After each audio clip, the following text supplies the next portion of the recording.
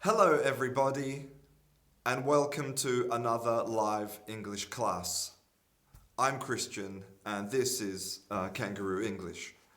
Um, I had some technical problems yesterday, but I'm here today, and today's class is, I'm excited about today's class. I'm going to teach you some really cool things.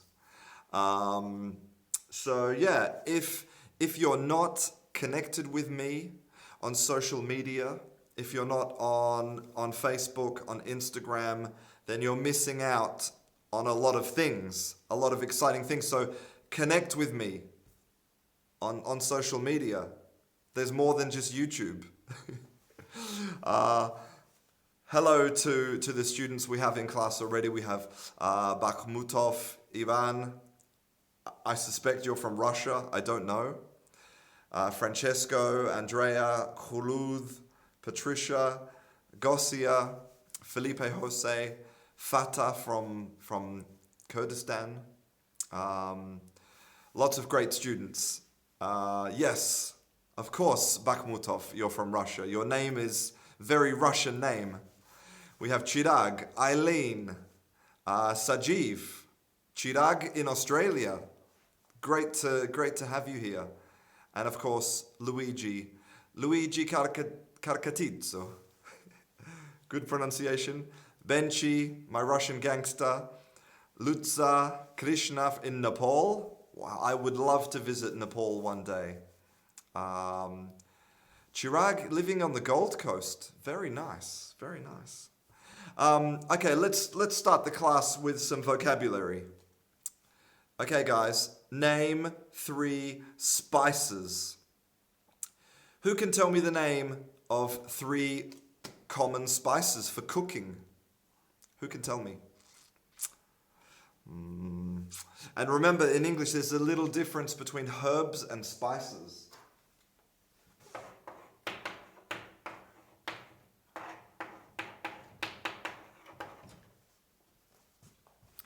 Oh, okay. So Vincent says pepper, cardamom, curry. Very good. Carcatizzo. Why do I smile when I say carcatizzo? Because it's just such an Italian sort of name. It makes me happy. Okay, ginger. Great. Ginger, cardamom. I'm not sure about the correct spelling of cardamom.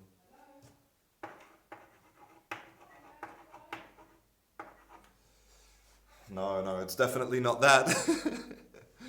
Cardamom. You see, I'm not sure, and I don't feel ashamed or embarrassed about not knowing how to spell this word.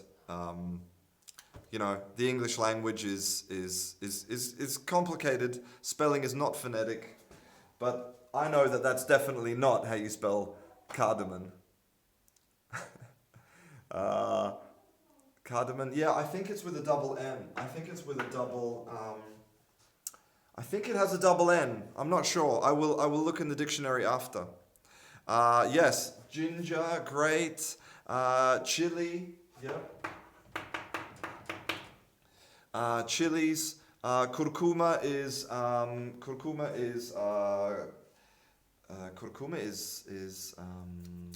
turmeric, I think. Turmeric. Hello to Shish from the baguette country. Hello, Mayella. Okay. Okay. So Avi says that it's cardamom. Cardamom.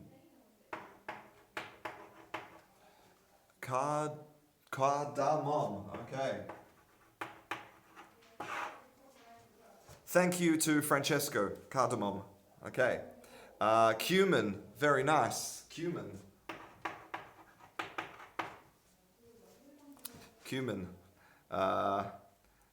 Espelette pepper. What is espelette pepper? I have no idea. I've never heard this before. Hello to Daniel from Campinas in Brazil. Coriander. Great herb.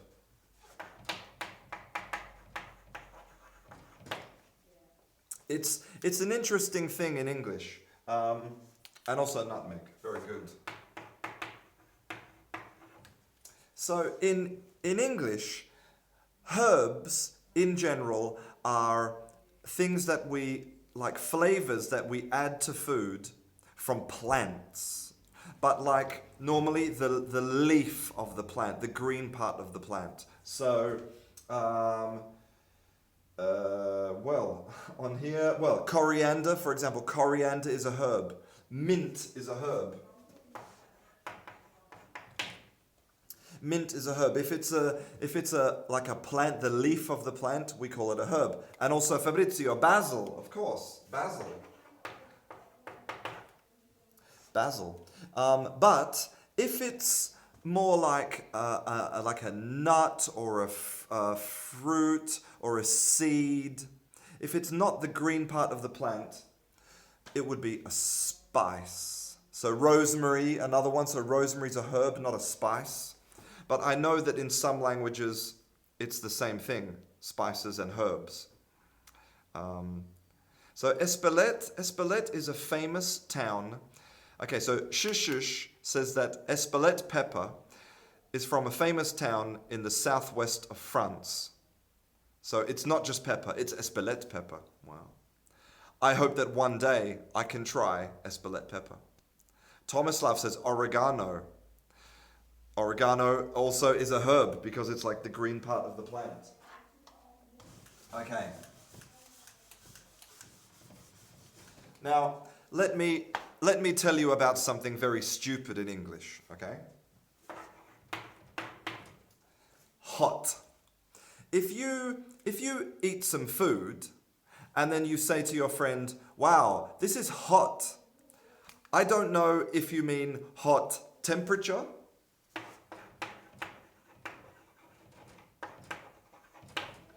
or if you mean hot like spicy.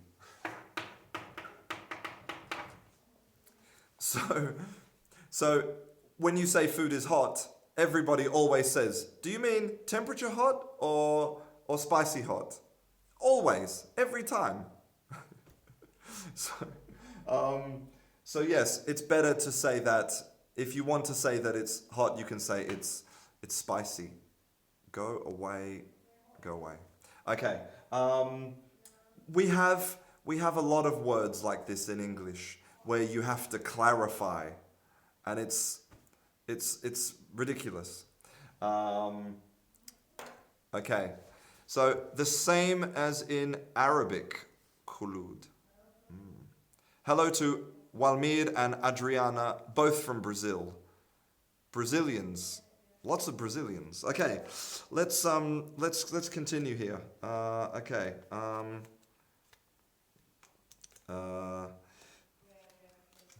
Okay. Tell me 3 things that you can buy at street markets. 3 things you can buy at street markets.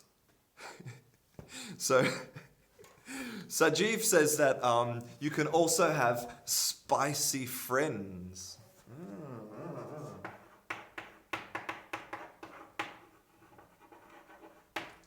Yeah, it's interesting because like I know that in Spanish you can say, so in Spanish the word for hot is picante, and you can use this word to talk about like a joke. You can say, well, it's a picante joke, a spicy joke, which means it's like a little bit dirty, a little bit bad.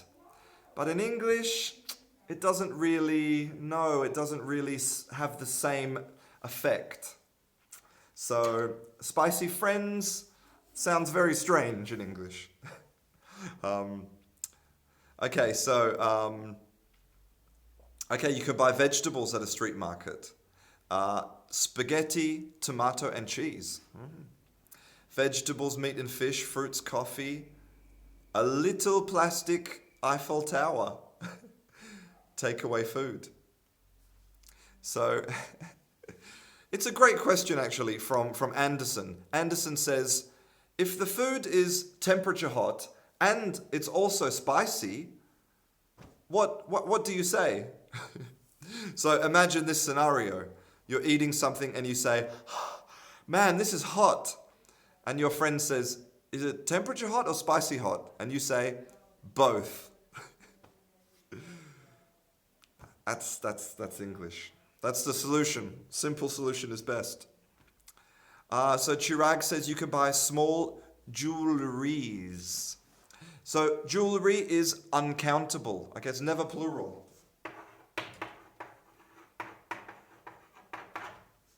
Jewelry. And this is an example of how English pronunciation is really, really strange, especially in British English. Okay?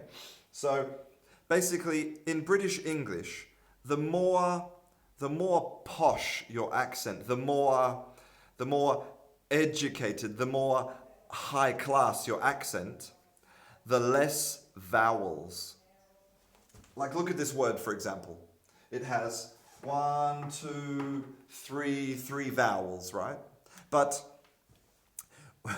a very posh person only pronounces, well, they pronounce none of the vowels. The pronunciation is like this. Like this. Only 4 letters. 5 letters. Sorry, 5 letters. Jewelry. Jewelry. So the Queen of England would say jewelry. So all of these would disappear. All of the vowels would disappear. But actually, ironically, the sort of less upper class accents would have more vowels. Jewelry. So it's an example of some of the strange types of pronunciations in English. You can buy a lottery ticket at a street market. It's very true. It's very true. Here in where I live, in the street markets, you can buy clothes, and you can also buy what we call a knockoff. Okay?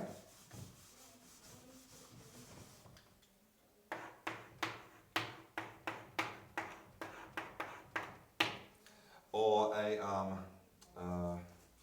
a knockoff's a great word. So, a knockoff is a copy of a famous product.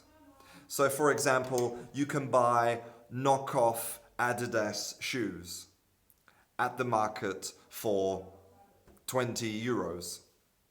But the original, the authentic Adidas trainer maybe costs, I don't know, 50 or 60 euros.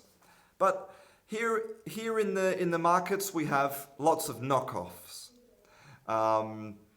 Also, you can buy knockoff like track suits, like Adidas, like football tops, and you can buy batteries.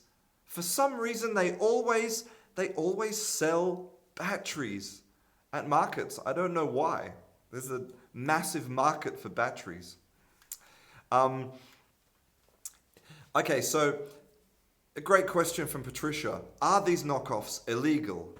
I do believe that, yes, it is illegal to sell copies in Spain. I think it's against the law, okay? But we have an expression for this, okay?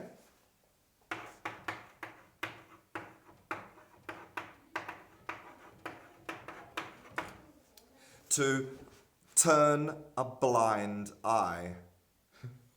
Yes, my crab is.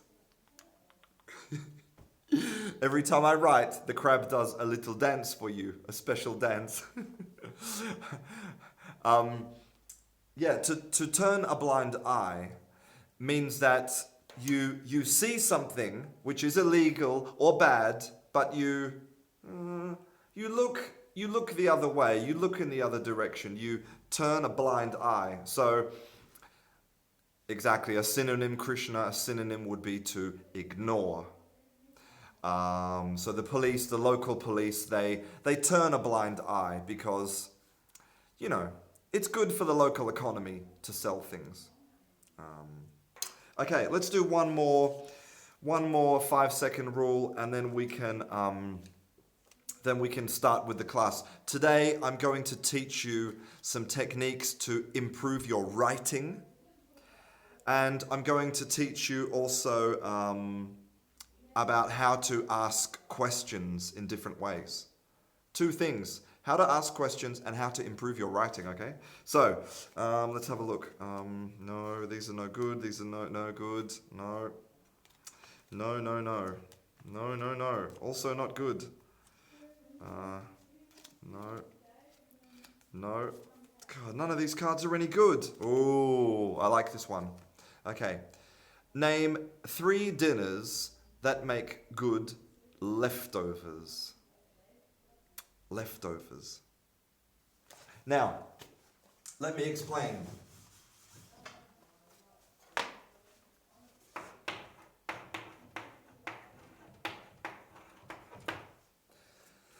Sometimes in English, a verb can transform into a noun. Okay? This can be called a back formation. Okay, so we're transforming a verb into a noun. So originally the verb was to leave over. Now, if you watched my class about phrasal verbs, you know that over means extra. Because, for example, if you have a box, okay, and you put things in the box, eventually the box fills up and it goes over. Okay? The box cannot contain the quantity. Okay, so it's over. So to leave over means extra food. Extra food. Like, a lot of people are saying that the best leftover is pizza. It's true. I agree. Pizza sometimes is better the next day than on the original day, right? So basically, to transform this into a noun, we eliminate this and we join these together. So, and then we create a new noun, leftovers. Leftovers. So, yeah, it's food. It's food from the previous day or from the previous meal that you couldn't eat because you had too much. So, pizza, fruit salad. Vincent, I disagree. Because normally fruit salad, the fruit changes color, it goes yellow and it goes soft. No, it's bad leftovers. Yeah, I think we can all agree, everyone in the world can agree that pizza is the best leftover. Chicken,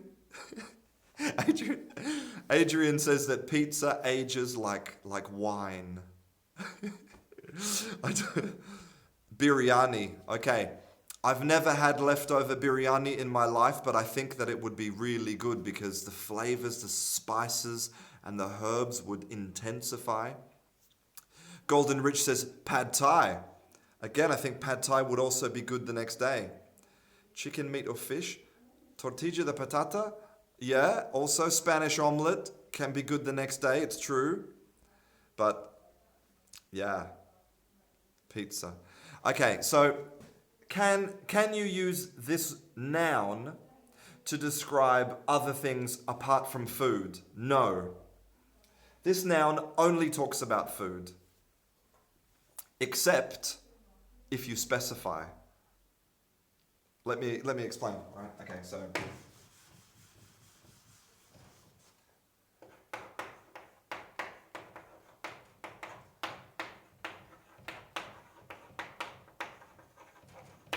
so yesterday I ate leftovers. In this sentence, it's absolutely clear that it's food.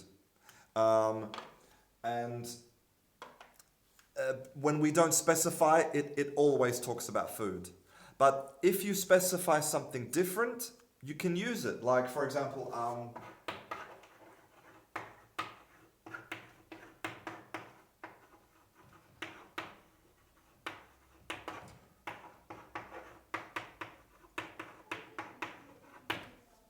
You could say, these are leftovers from my old computer. So I know now that these are pieces from my computer. Maybe hard drive, processor, memory, because I'm specifying. Okay? If you don't specify, it's food. Okay, so I want to, the first part of this class, I want to introduce you to some new ways of asking questions. Maybe you already know these ways, okay, but I'm not sure. So let's look at a normal question, for example, okay? So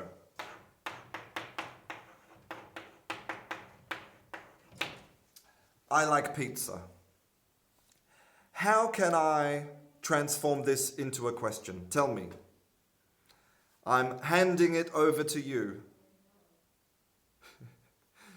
Golden Rich wants to know how to talk to rappers on Twitter. You need to learn some rap vocabulary, man. Okay? Your tweets need to be lit. Okay, very good, guys. Do I like pizza? Fantastic. Easy, right? So we can see that to make the most simple question in English, we add an auxiliary. What about this one?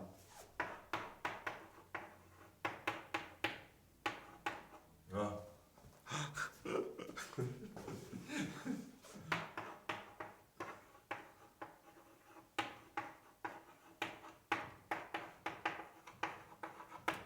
Okay, what about this one? You have eaten pizza. This is, okay, very good. Present perfect, so we're just, okay, very nice.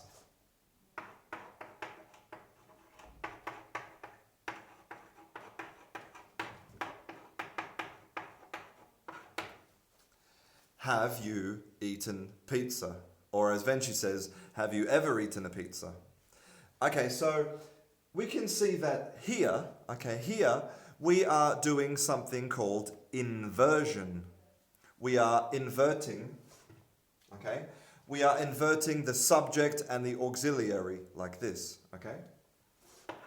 So you have becomes have you. But here we are also inverting the auxiliary. But with this example at the top, the auxiliary is invisible. Okay? Now, it's possible a sentence with exactly the same meaning is I do like pizza. Exactly, Adrian. Very good. But normally in English, because we want to speak as efficiently and quickly as possible, we eliminate this, okay? So you can see that all basic questions in English use inversion, okay? Sometimes the auxiliary is invisible, but we always use inversion. So this is a basic way to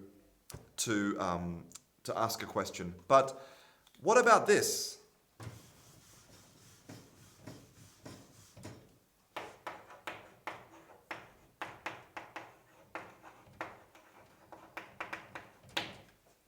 A negative question.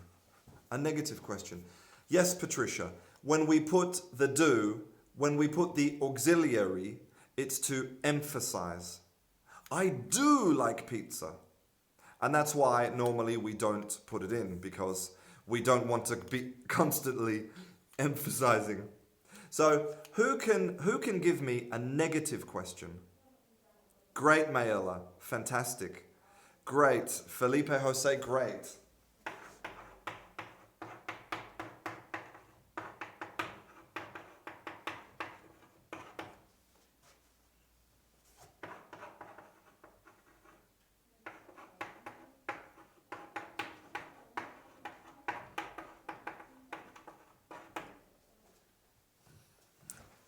uh, or Venchi, exactly. So this is actually exactly the same. We have inversion, okay? We have inversion, but we are adding the negative.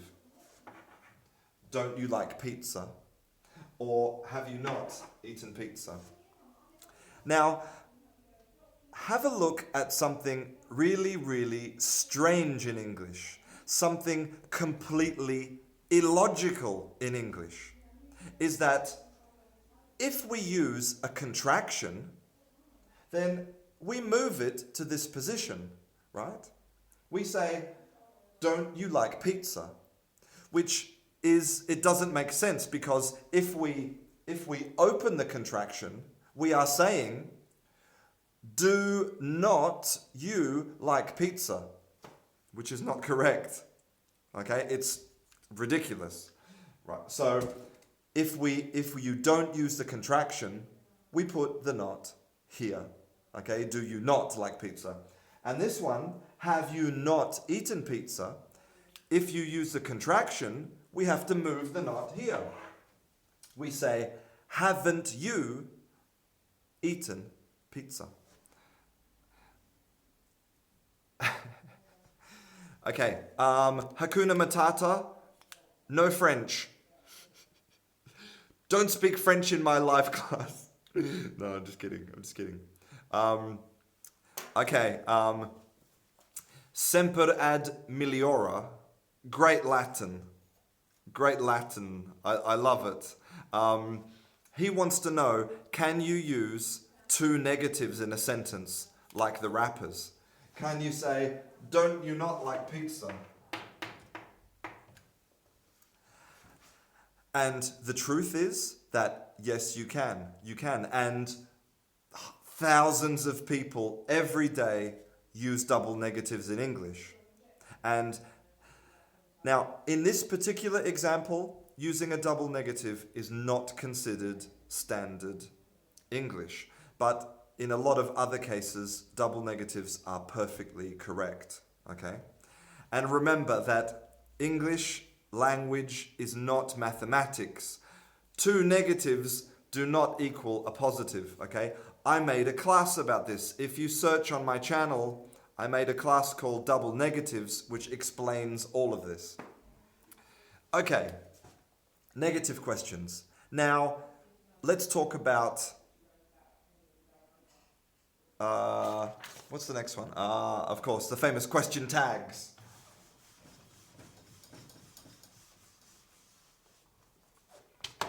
Question tags.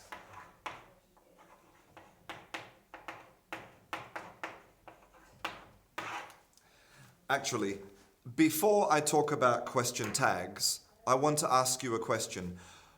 When would you use a negative question? Like, when would you prefer to say, do you like pizza? Or don't you like pizza? When do you think is the correct moment to use the positive or the negative question? So Adrian thinks that maybe it's because you want an affirmative answer. So if you say, do you like pizza? Yes. Or don't you like pizza? No. No, it's not. It's not the case. Semper ad meliora says, when we assume that it's correct? No. Again, no. Informal situations, when you expect an affirmative? Neymar is the best? I don't think that Neymar is the best, Pege. I'm really sorry. Clearly he's not the best. Okay, so positive question for generation answer and negative for confirmation. Well, I think that it could be confirmation. But why do we want to confirm? We want to confirm, and we're asking the question because we think that the answer will be what we expect. Okay? It's what we expect. So if I say to you, don't you like pizza? I'm expecting you to say yes. Your answer should be in line with my expectations. Or it could also be, I'm showing surprise. If you say to me, I don't like pizza, and I say, don't you like pizza? I'm surprised, I'm shocked. So it has two roles, okay? Two roles. One to show surprise, and the other one, yes, to give the idea that I expect you to agree with me. Okay, now let's talk about question tags. Question tags are really common in English, okay? And the way they work is very simple, very simple.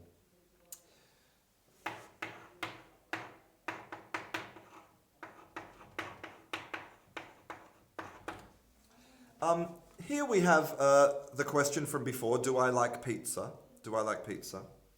And when we use a question tag, we actually give ourselves an opportunity to produce a statement before we ask the question.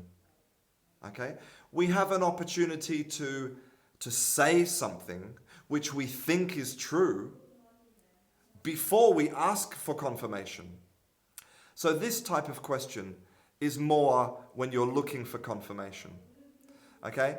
Because if we look at this, we could say this is 100% question. Every part of this is working to create a question. But look at this.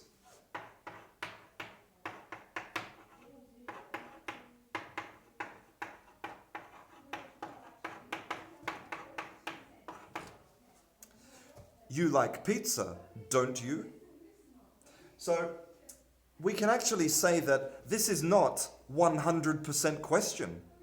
It's half my opinion, half my statement, and the other half is I'm asking for your confirmation. So here, I mean, look at this. I'm telling you, I'm saying, you like pizza. Yes, you do. I know you like pizza. Don't lie to me. I know. And then I'm saying, don't you? Yeah. Confirm, please confirm. Okay.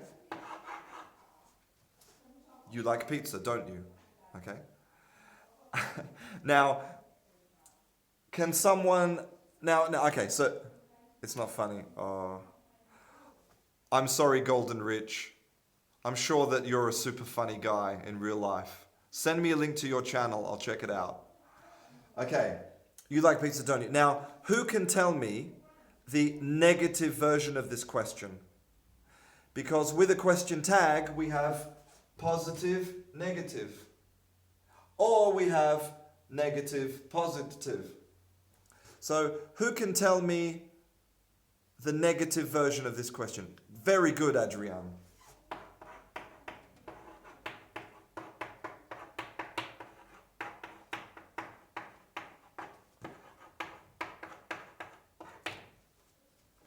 You don't like pizza, do you? Very good. So, negative, positive. Negative. And where's the positive? Where's the positive? Well, again, we have our hidden auxiliary here. See? So we have, look, positive, negative, negative, positive. Okay? It's a great way to ask a question. But it's a little bit... We could say that you need to be careful when you use this question, because really it's not a question. If you are always asking questions like this, if you always say, you like pizza, don't you? You want to go to the cinema, don't you? You like this car, don't you? You know, if you're always... Really, you're not asking questions. You're telling people. You're telling people. And it feels, in English, it feels a bit rude. It feels a bit short. Okay, so be careful. Use it sparingly. Sparingly. Okay.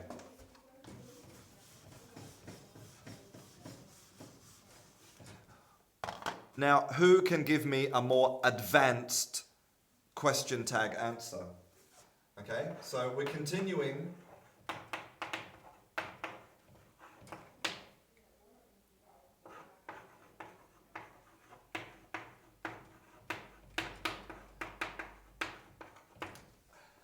I have eaten pizza. Can you please transform this into a question using question tags? The crab. Hey, my man. I have other cool things in my office. I should show you.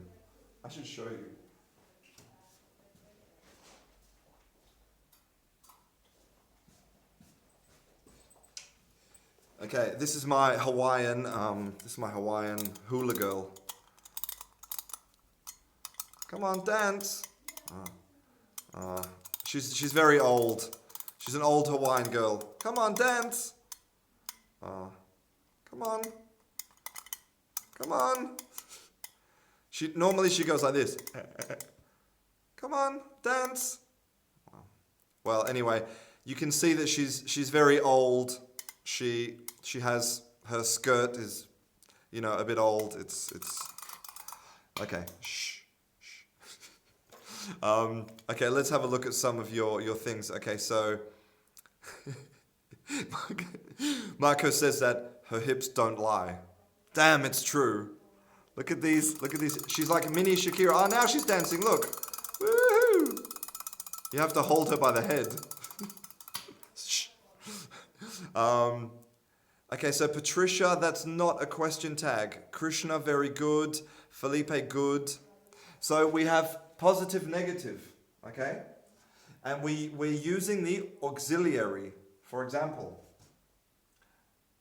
I have eaten pizza.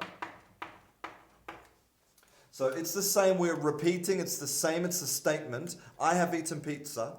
And now we look for the confirmation. And remember, we're using the auxiliary.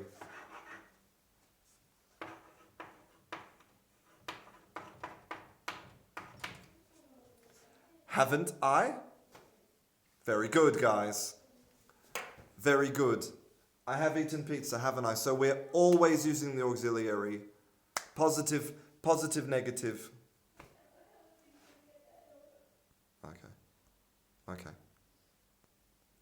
Okay, very good. So,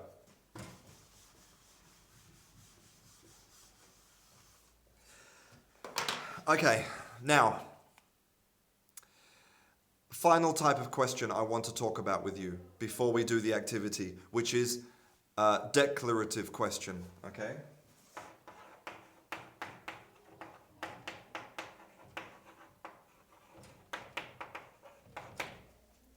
Now, if you speak Russian or Spanish or Italian, then this type of question is going to be your best friend, okay? Because it's the same in a lot of other European languages. And basically, all you do is take any sentence and put a question mark. For example,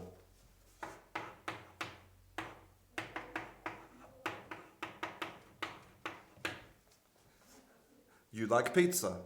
This is a statement, you like pizza. But now I'm going to magically transform it into a question. There, transformation complete. You like pizza? And what we do is we use our tone of voice to ask the question, okay? And this is really to show surprise, to show shock, to show that you can't believe the person's saying this. And yes, of course, lots of European countries have this same structure. There's no way to make a question in any other way. But yes, intonation is the key. Intonation is the most important thing. You like pizza? So, in America, yeah, I mean, these type of questions are are used in all English-speaking countries, okay? Now, for the activity, I have a book. This book is called This Is Not My Hat. And this book is absolutely brilliant. It's one of the best children's books that you can buy. It's very simple, okay? It's very simple. For example, look at the sentences, right? Very simple. But it's a funny book. It's a funny book. Now, the activity is this. I'm going to read one sentence from the book, and then I want you to ask me a question to get some additional information. Let me give you an example. So the first sentence is, this hat is not mine. This hat is not mine. So I want you to ask me a question to get more information about the hat. For example,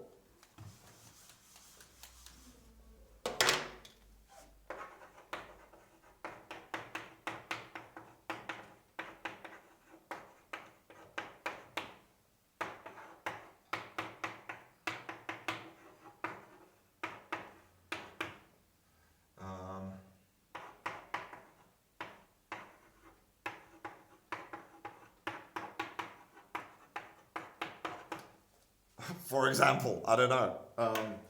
What color is the hat? Do you like hats? Has he eaten the hat? Is that Tupac's hat? And I will answer your questions about the hat. Okay, so whose hat is it? It's the hat of the big fish. The big fish. What does it look like? Well, it's like a small blue hat, like this. In English, this type of hat is called a bowler's hat.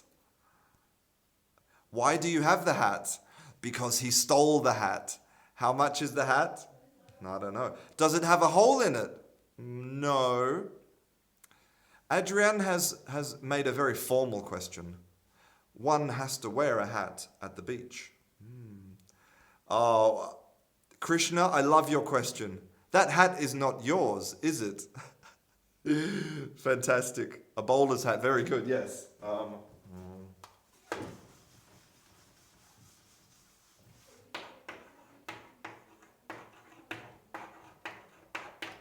A bowler hat.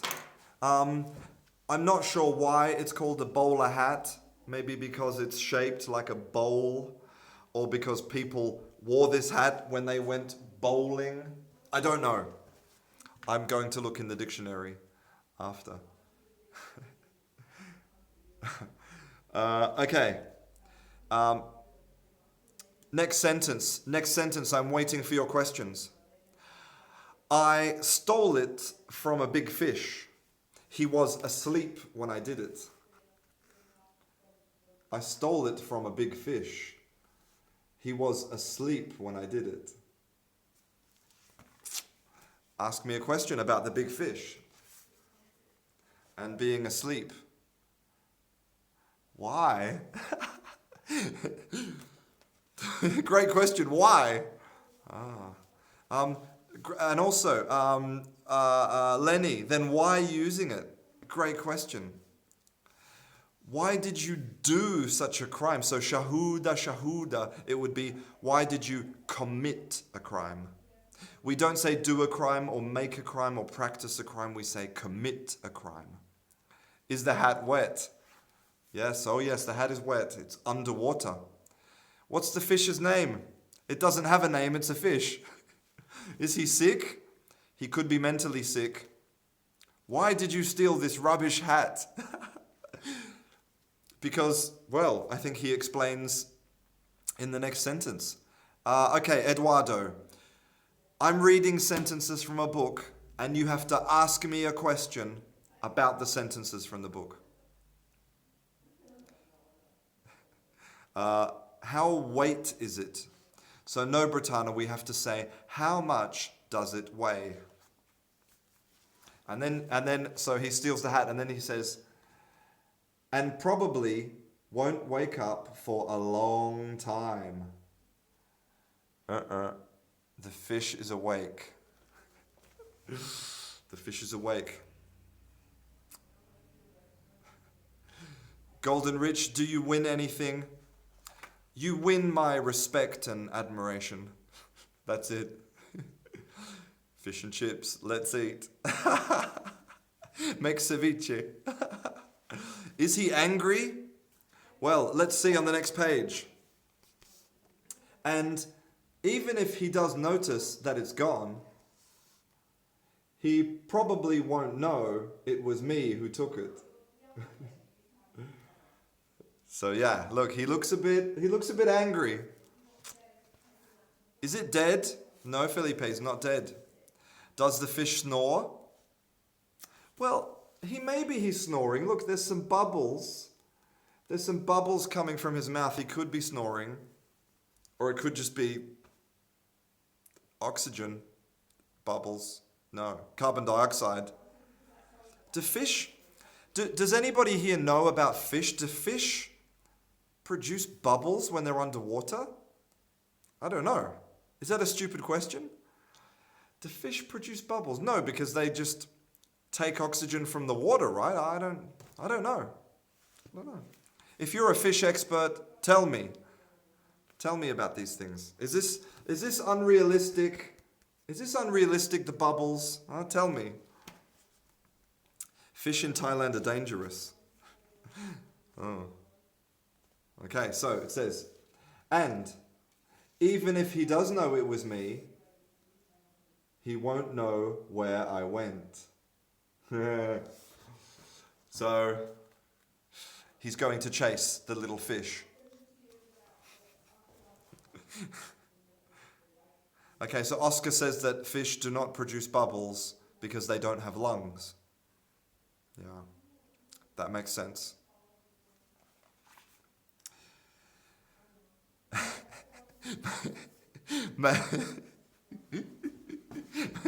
Mayla says that she knows a lot about fried fish, but not about actual fish under the water. Okay, so now we see the little fish swimming along, and he says, but I will tell you where I'm going. I'm going where the plants grow big and tall and close together. It's very hard to see in there. Nobody will ever find me. And then we have a crab.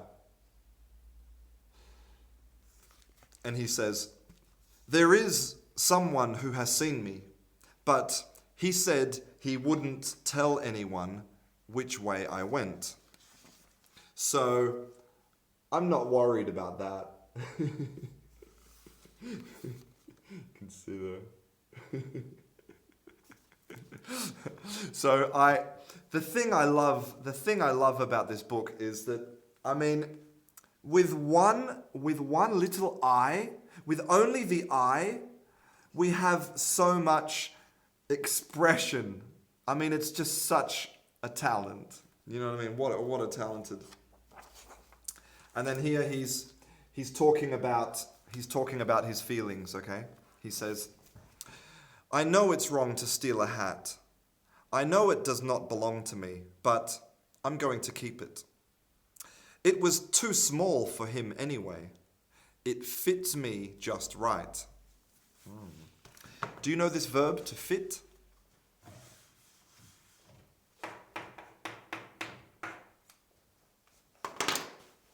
To fit means that it's like perfect. You put it on and it fits perfect. Okay, this is a photograph of me dressed up as a hippie. It was a hippie party. Yeah, I don't really look very good as a hippie.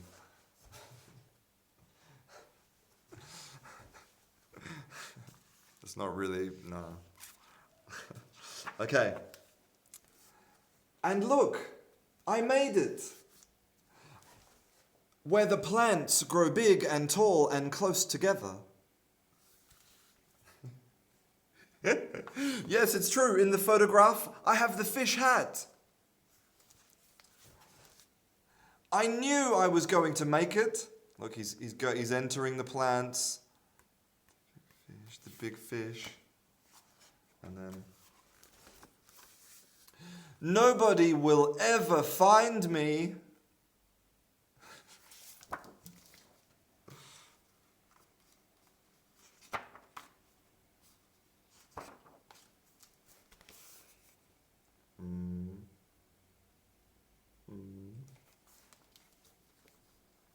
And some pages have no words. What a great... And this is the final page of the book. The big fish with his tiny little hat. That type of fish, I don't really know what it would be called, but some type of, maybe a big tuna. Okay, so before I go, I want to talk to you about next Thursday, the 5th of October. We are having our very, very special event here. We are reading every single word in the Oxford Dictionary of English, live on YouTube. And it's going to be incredible. There are lots of very famous, very popular English teachers from YouTube, from Facebook, from Instagram, that are all going to be online reading from the Oxford Dictionary. And we are raising money. We're raising money to give free English education to refugees here in Europe. I'm super excited about it. Oxford Dictionaries are supporting us. I have also lots of support from other big companies, big education companies, that hopefully they will donate teaching materials. I think it's going to be really fabulous. And what you can do to help is basically just on the day when the live stream is happening, you need to share. You need to share with all of your friends. And, the more people that watch, the more money we can raise and the more people we can help. So I'm super excited. Last week, I didn't have any time to make a YouTube class because I was on the phone, speaking to companies, emailing people, trying to organize the event. It's a lot of work, but this week, I promise I will make a class, a normal class, not a live class. So yes, hello to New York. Hello to Jose Chavez in New York. I made a podcast last week with Pete from Aussie English, and you can listen to that on Pete's Facebook page, on his YouTube channel, I think. And also, in October, me and Pete, we're going to be starting a podcast. I'm really interested in the podcast format. At the moment, I'm addicted to this podcast called Lexicon Valley, which is about the English language.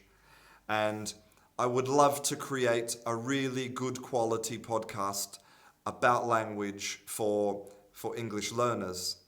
And I want to do something different with the podcast. So, yeah. Bye Corinthians. Bye Flamengo. I don't really know about football in Brazil, but yeah. Everybody loves Corinthians, right? Who doesn't like Corinthians? So I really hope that all of you will watch the live event next Thursday. So in 8 days. And yes, I'm excited. In the next 12 months, you're going to see a lot of new content from me. Podcasts, videos. I'm really trying to to do everything I can to help you guys to make it all free. So that's what I'm going to be doing. So yeah. Thank you very much for watching. I didn't have time to talk to you today about how to improve your writing. But in the next live class, that's what we're going to be talking about. How to improve your writing with the tools of rhetoric, okay? So I'm going to go now. I have a big afternoon this afternoon. So thank you very much for watching. If you like this video, don't forget to subscribe. I'm Christian, this is Canguro English, and I'll see you in class again soon. Bye guys. Bye guys.